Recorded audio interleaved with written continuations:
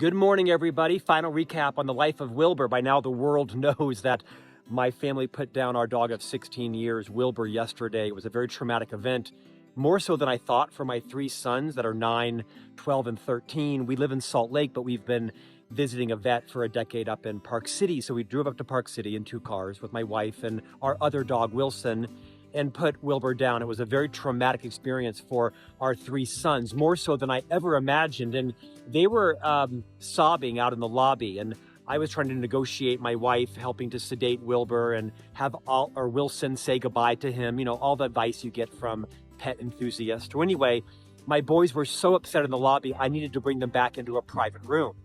Sorry, it's a hurricane in Salt Lake today. Anyway, they were crying. I was sobbing. It was uncomfortable. And there was a gentleman in the lobby who clearly recognized me, which happens pretty frequently, right? People reading my books and following me on social and the podcast. Anyway, he recognized me, I could tell. And he tried to comfort me, which was very gracious. I had no idea who this person was. And he kind of, went over to pat my shoulder and said, "Hey, I'm sorry for your loss." He could tell what was happening. How could you not in the lobby?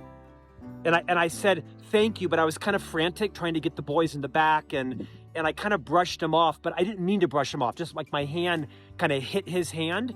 And later I thought, oh my gosh, I hope he didn't think I was being rude. I was appreciative of his intent, but I thought, oh my gosh, I hope he doesn't think that I was being rude or brushing him off. It was just chaos, and I was trying to acknowledge his magnanimous gesture, but I was focused on these 3 boys that were just traumatized. It is what it is. And my wife, who was traumatized, and even I was trying to say goodbye to my dog. Long story short, if he's watching this video, I appreciate your gracious gesture to acknowledge our pain, even though I don't think I know you. And I hope you don't for a moment think that I was doing anything other than trying to manage my son's mental health. And so for all of you, if someone accidentally brushes you off or something doesn't go the way you thought it would, assume good intent, right? Don't ever be offended. Reach out to someone and say, "I'm sorry for your loss," regardless of how they respond. You never know what's going on. Great lesson to learn in life. Now back to bunker down for the hurricane that is here in Salt Lake City.